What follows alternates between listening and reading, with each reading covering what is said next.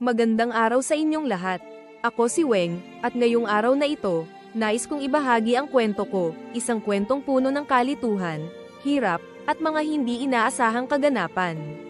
Minsan lang ako magbukas ng ganitong kwento, pero sa pagkakataong ito, siguro panahon na. Baka kasi may makaka-relate sa mga pinagdadaanan ko, o baka may mga aral kayong matutunan sa mga pagkakamali ko.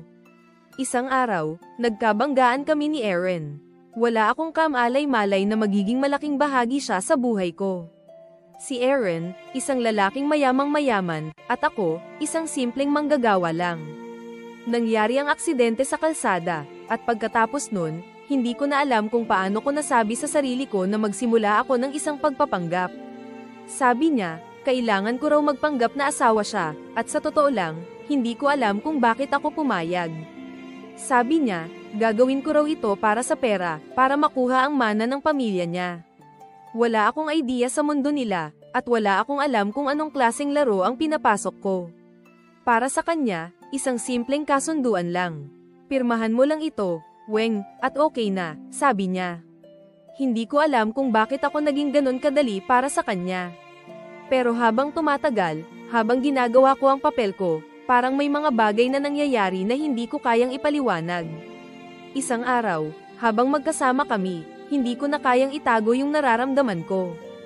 Hindi ko kayang aminin sa sarili ko, pero may mga bagay sa kanya na parang may kakaibang init. Yung mga mata niya, hindi ko kayang iwasan. Parang may namumuo sa pagitan namin na hindi ko alam kung ano. Hindi ko kayang sabihin kung anong klaseng relasyon meron kami, kasi sa totoo lang, hindi ko rin siya masyadong kilala. Pero may ilang mga sandali na parang ang init ng bawat tingin niya, at ang mga kamay niyang hindi ko alam kung anong ibig sabihin. Nasa ganitong sitwasyon kami, nagpapanggap, pero hindi ko kayang itanggi yung nararamdaman ko. Hindi ko alam kung saan ako pupunta. Hindi ko alam kung anong klaseng relasyon ito. Parang ako lang yung ginagamit sa isang laro ng pamilya niya, at siya lang din ba ay naglalaro lang? O may iba pang dahilan kung bakit ako niya pinili? Hindi ko alam, at ayokong itanong. Siguro, natatakot ako sa mga sagot na makukuha ko. Ngunit, isang bagay lang ang sigurado, habang ginagawa ko ang mga bagay na ito, pakiramdam ko, unti-unti akong nawawala sa sarili ko. Ang mga desisyon ko ay nagpapabago sa buhay ko, at habang pinipilit kong maging matatag, unti-unti akong nawawala sa mga bagay na akala ko dati ay tama. Hindi ko alam kung saan ito haantong. Pero sigurado ako, may mga bagay na magsisimula pa lang, at baka hindi ko na kayang kontrolin. Kaya naman, hayaan mong itanong ko sa'yo, may pag-asa pa bang may magbago? O ito na ba yung simula ng pagkatalo ko? Bago pa man ako dumaan sa buhay ni Erin, simple lang ang buhay ko. Lumaki ako sa isang maliit na barangay, kung saan ang mga pangarap ko ay parang bituin na malayo. Wala akong mga magulang na nagbigay sa akin ng lahat ng bagay na gusto ko, kaya't natutunan ko na lang na maging kontento sa kung anong meron. Sa bawat araw na lumilipas, tanggap ko na hindi ko kailangan ng sobrang yaman para maging masaya, ang mahalaga sa akin, may trabaho ako, may matutuluyan, at may pagkain sa bawat araw. Pero lahat ng iyon nagbago nang dumating si Erin. Hindi ko siya akalain na magiging isang malaking bahagi ng buhay ko. Sa totoo lang, hindi ko siya gusto sa unang pagkikita namin. Laki siya sa yaman, at kita ko sa mga mata niya yung pagiging mayabang. Hindi ko masisisi siya. Kung ako siguro ang nasa kalagayan niya, baka ganun din. Pero nung sinabi niya na gusto niyang magpanggap kami na mag-asawa para sa isang deal ng pamilya niya, hindi ko alam kung anong pumasok sa isip ko. Isang malaking kasunduan lang para sa kanya. Hindi ko alam kung bakit ako pumayag, pero sa mga sandaling iyon, nagdadalawang isip na ako kung tama ba ang ginawa ko. Naisip ko, ano ba ang mawawala sa akin? Kung may bayad naman, at saka hindi naman siguro magtatagal. Pero, nung tinawag niya ako sa bahay nila at ipinakilala ako sa pamilya niya, doon ko talaga naranasan kung gaano kalayo ang mundo nila sa mundong kinalakhan ko. Ang ganda ng bahay nila. Malaki, may kantab, at amoy bagong pintura. Nung pumasok ako, ang mga damit ko, yung simple lang, parang hindi ko kasya sa paligid. Ang mga tao sa paligid, sobrang eleganteng magsalita, parang hindi ko kayang makisalamuha. At dun na nagsimula ang komplikasyon. Si Erin, hindi ko maintindihan. Parang may ibang hitsura siya sa harap ng pamilya niya, parang ibang tao siya. Hindi ko alam kung anong klaseng buhay ang meron siya sa pamilya niya. Nung ipapakilala niya ako sa kanila bilang asawa, parang ako na lang yung kailangan nilang ilihis para maprotektahan ang kanilang yaman. Alam ko, tinitingnan nila ako, nagdududa kung bakit ako andito, kung bakit ako yung pinili niya. Pero wala akong magawa kundi sundin siya. Bawat galak na ipinapakita nila sa akin, parang isang maskara lang. Hindi ko alam kung paano ba ako tatanggapin. Para bang lahat ng galak na iyon, hindi ko kayang abutin, hindi ko kayang tanggapin. Si Aaron, hindi ko masabi kung anong nararamdaman ko. Parang may galit at lamang sa mga tingin niya. Parang gusto ko siyang tanungin, kung bakit ako. Ano bang meron sa akin? Pero hindi ko magawa, hindi ko kayang itanong sa kanya kasi baka hindi ko kayanin ang sagot. Pero may mga pagkakataon, kahit papaano, may nararamdaman ako na parang hindi ko kayang iwasan. Hindi ko alam kung ano ang mangyayari, pero sa mga sandaling iyon, parang nagsimula ng magbago ang lahat. Yung mga tingin, mga galit, at ang init ng bawat saloobin, lahat ng iyon nagsimula ng magsanib. Hindi ko na kayang bumalik sa kung anong buhay ko dati. Kakaibang init na yung nararamdaman ko, na kahit hindi ko alam kung paano ko mararamdaman, ay hindi ko na kayang balewalain. May mga bagay na sigurado akong hindi ko kayang kontrolin. Pero anong mangyayari sa susunod? Magiging magkaasawa ba kami sa mata ng lahat? O may mas malalim pa bang dahilan kung bakit ako nandyan? Nung unang sinabi ni Aaron na magpapanggap kami na mag-asawa para sa kanyang pamilya, akala ko madali lang. Wala akong nararamdaman. Pumayag lang ako kasi sabi niya, lahat ng ito ay para sa kanya at sa mga susunod na hakbang niya sa pamilya. Alam ko naman na hindi siya seryoso, gusto ko lang tapusin agad ito para hindi maging komplikado. Pero pagkatapos ng lahat, hindi ko inisip na magiging ganito ang pakiramdam ko. Nung ipinakilala ako sa pamilya ni Aaron, nag-iba ang lahat. Hindi ko alam kung paano ko ay handle ang mga tingin nila sa akin. Ang mga mata nila, may halong duda at pangungutya. Yung mga malalamig ng ngiti nila, parang tinatanong ako kung anong klaseng babae ako at kung anong ginagawa ko sa buhay ni Aaron. Hindi ko alam kung anong ibig sabihin ng mga tingin nila. Hindi ba nila alam na ako lang ay isang simpleng babae na nadala sa mga pangako ng isang mayaman na lalaki? Habang nag-uusap sila, parang ako lang yung hindi kasali sa lahat ng usapan. Parang ako lang yung outsider na biglang napasok sa mundo nila. Hindi ko alam kung anong pakiramdam nila sa akin. Hindi ko alam kung naniniwala ba sila sa pagpapanggap namin, o kung may mga sarili silang plano na hindi ko alam. Ang hirap kasi, wala akong kinalaman sa mga gulong sa pamilya nila, pero bakit ganito na lang ako napapabilang sa mga bagay na hindi ko alam? Si Aaron, tahimik lang sa mga sandaling iyon. Hindi ko makita kung paano siya nakikisalamuha sa pamilya niya. Wala akong alam kung anong klaseng relasyon meron sila. Pero ang nararamdaman ko, may mga bagay na pinipilit lang nilang itago. Bawat galak na ipinapakita nila sa akin, parang may kahulugan. Hindi ko alam kung tinatanggap nila ako bilang asawa, o kung ginagamit lang nila ako para sa kapakinabangan nila. Hindi ko kayang itanong kay Aaron kung anong nararamdaman niya, kasi baka magkaibang mundo na kami, at baka may mga plano siya na hindi ko kayang tanggapin. Ang pakiramdam ko, parang lahat ng ito ay isang malaking laro lang. Na ako, parang isang pawn na ginamit para magtagumpay sa kanilang mga plano. Pero sa mga sandaling iyon, hindi ko kayang tumakas. Nandyan na ako, napasama na sa mundo nila, at hindi ko na kayang alisin ang sarili ko. Hindi ko kayang balewalain ang mga bagay na nangyayari sa paligid ko, lalo na kung ang pamilya ni Aaron mismo ay may sarili silang pananaw kung ano ako at kung anong papel ko sa buhay nila. Kahit na hindi ko maintindihan ang nararamdaman ko, ramdam ko na ang init ng mga tingin nila. Yung mga tingin nila na may mga tanong na hindi ko kayang sagutin. Naramdaman ko na parang ako na lang ang hindi akma sa lahat ng iyon. Kung ang pagpapanggap ay isang laro, siguro ako lang yung hindi nakakalaro ng maayos. Sino ba ako sa mundo nila? Isang simpleng babae lang na pinili nilang gawing kasunduan. Pero, paano kung may iba pang dahilan? Paano kung mas malalim pa ang ibig sabihin ng lahat ng ito? Hindi ko alam. Pero sa mga sandaling iyon, nakatayo ako doon, hindi ko alam kung saan ako pupunta, kung anong gagawin ko, at kung ano ang magiging bahagi ko sa laro ng pamilya ni Aaron. Habang tumatagal ang pagpapanggap na mag-asawa kami ni Aaron, nagsimulang magbago ang takbo ng buhay ko. Hindi ko na alam kung saan ako pupunta, at hindi ko rin alam kung paano ba ako dapat magdesisyon. Sa simula, parang simple lang ang lahat, para lang makuha ang mana niya. Pero habang lumilipas ang mga araw, nagsimula nang magbago ang lahat. Hindi ko alam kung kasali na ba ako sa mga laro ng pamilya ni Aaron, o kung ginagamit lang talaga ako para sa mga plano nila. Tinatanggap ko na lang, kasi wala na akong magagawa, at dahil nandyan na ako, hindi ko na kayang umatras. Habang dumarating ang mga pagkakataon, ang mga desisyon namin, pati na ang pagpapanggap ko bilang asawa, nagiging masalimuot. Ang mga tawag, ang mga sulat, at mga negosasyon para sa mana ni Aaron, lahat ay bumigat sa akin. Na-realize ko na parang naging pyesa ako sa kanilang laro, at mas lalo ko pang nadama na hindi ko kayang iwasan ang mga kaganapan. Si Aaron, hindi ko alam kung paano siya nakikipag-usap sa pamilya niya, kasi halos ako lang yung parang hindi kasama sa lahat ng ito.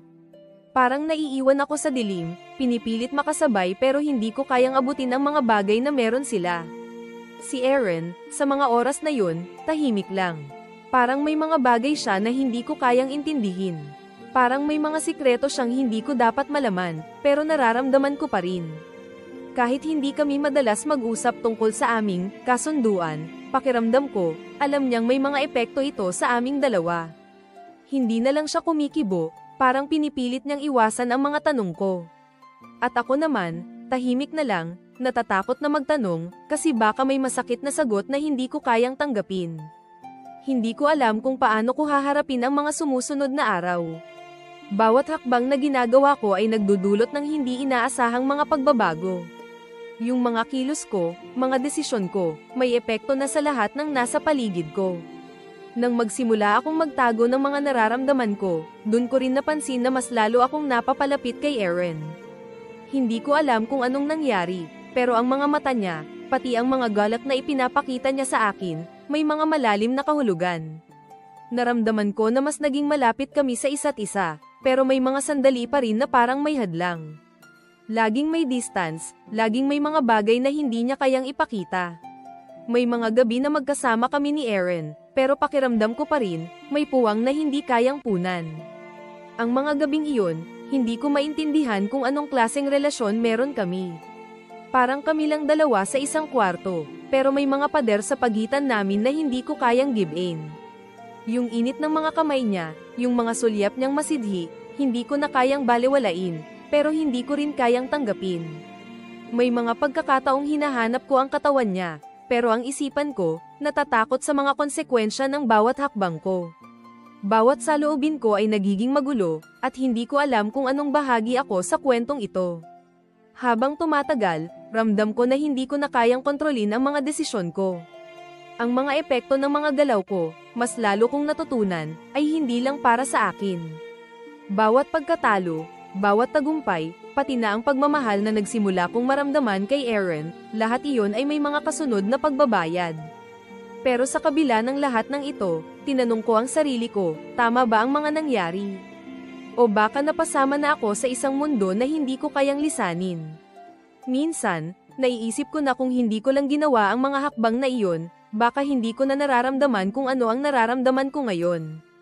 Pero wala na akong magagawa. Kasama na ako sa lahat ng ito, at hindi ko na kayang tumakas. Ano na ang mangyayari? Magiging tama pa ba ang lahat? Ang mga araw, parang tumatakbo lang ng mabilis. Hindi ko na kayang tandaan kung kailan ako nagsimulang magtanong sa sarili ko tungkol sa nararamdaman ko.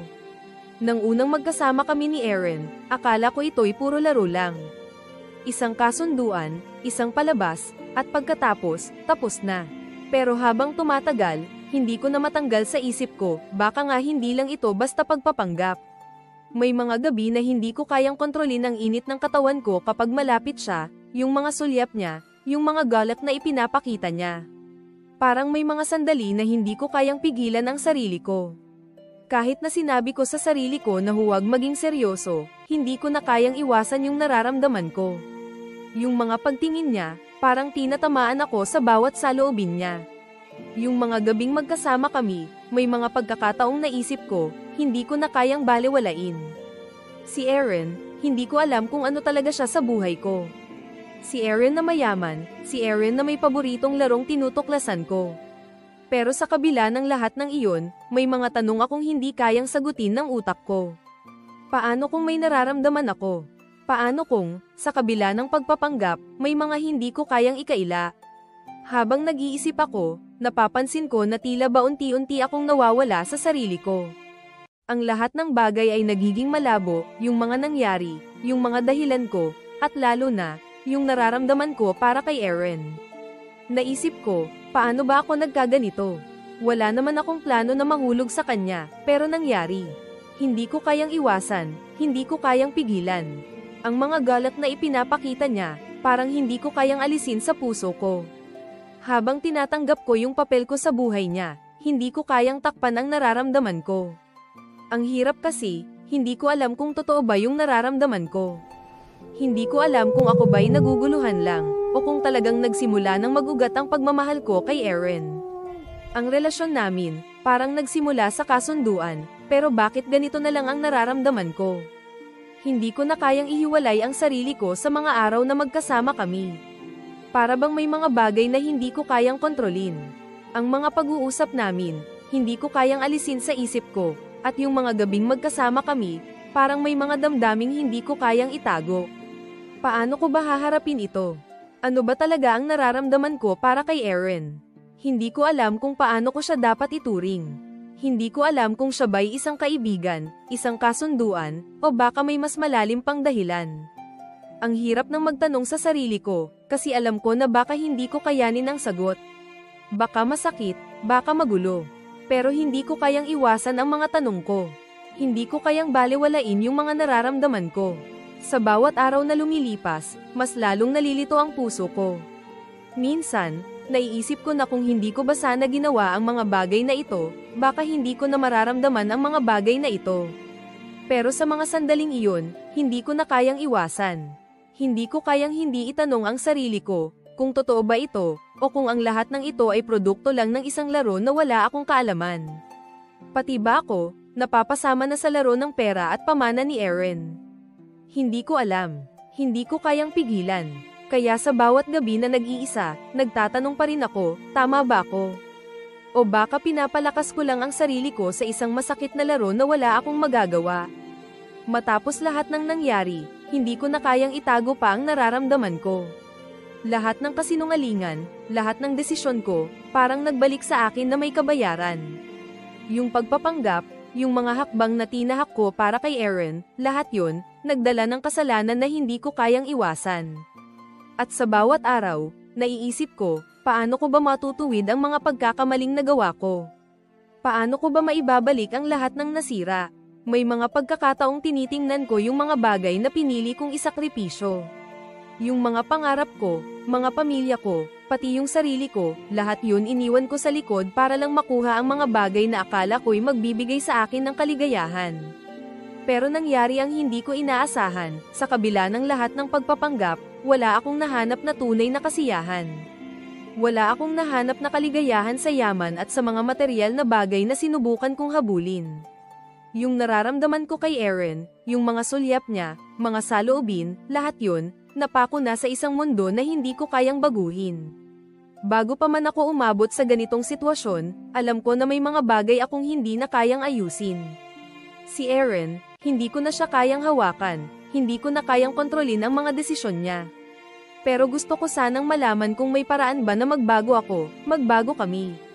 Gusto kong mag-sorry sa kanya sa lahat ng pagkakamali ko, sa mga bagay na hindi ko naisip noon, sa mga pagkakataong hindi ko siya nauunawaan. Parang may pagkukulang akong nararamdaman, na kahit anong gawin ko, hindi ko na kayang punan. May mga bagay na hindi ko na kayang balikan.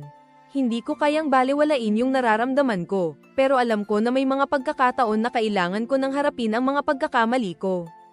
Hindi ko kayang magpatawad sa sarili ko kung hindi ko tatanggapin yung mga nangyari.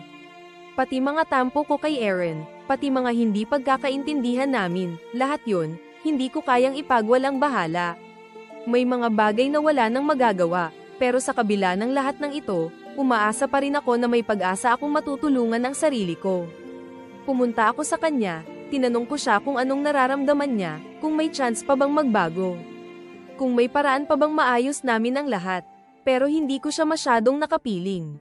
Yung mga sagot niya, parang hindi ko kayang intindihin. May mga pagkakataon na para bang tinatago na niya ang mga saloobin niya sa loob, at ako naman, parang ako pa rin yung nawawala sa kanya. Sa mga sandaling iyon, napagtanto ko na hindi ko kayang ayusin ang lahat ng ito mag-isa. Kung gusto ko talagang magbago, kung gusto ko talagang makahanap ng kapatawaran, hindi ko ito kayang gawin ng mag-isa. Kailangan ko ng tulong, at kailangan ko ng lakas para harapin ang mga bagay na hindi ko kayang tanggapin. Pero ang masakit, may mga bagay na hindi ko na kayang ibalik. Hindi ko kayang baguhin ang mga desisyon ko, at hindi ko na kayang alisin ang mga pagkatalo ko. Pero gusto ko pa ring magbago, kahit na may mga bagay na hindi ko kayang iwaksi. Nais ko sanang mabigyan ng pagkakataon si Eren na maintindihan ako, na makita kung ano ang natutunan ko mula sa mga pagkakamali ko. Ngayon, nagtatanong ako sa sarili ko, paano ko babangon mula rito? Paano ko hiharapin ang mga pagkatalo ko at magpatuloy? Kasi kahit anong mangyari, gusto ko pa ring matutunan ang mga aral na dala ng mga pagsubok na ito. Dumating ang oras na hindi ko na kayang iwasan. Lahat ng nangyari, lahat ng mga desisyong pinili ko, bumalik sa akin ng masakit. Na-realize ko na hindi ko na kayang patagilid ang mga damdamin ko, at ni hindi ko kayang gawing magaan ang mga pakiramdam ko kay Eren. Kung dati iniwasan ko yung mga tanong ko, ngayon, hindi ko na kayang balewalain. Kung noon ay napakagaan lang ng lahat, ngayon, ang bawat hakbang ay may bigat na hindi ko kayang alisin. Tinutok ko ang mga mata ko kay Eren, at sa mga sandaling iyon, parang ang bigat ng bawat tingin. Alam ko na kaya niyang makita na hindi ko na kayang itago ang nararamdaman ko. Gusto ko sanang ipaliwanag, sanang itama lahat ng maling desisyon, pero naramdaman ko, sa bawat sagot niya, parang nagiging malabo na kami. Ang mga pagtingin niya, hindi ko kayang basahin.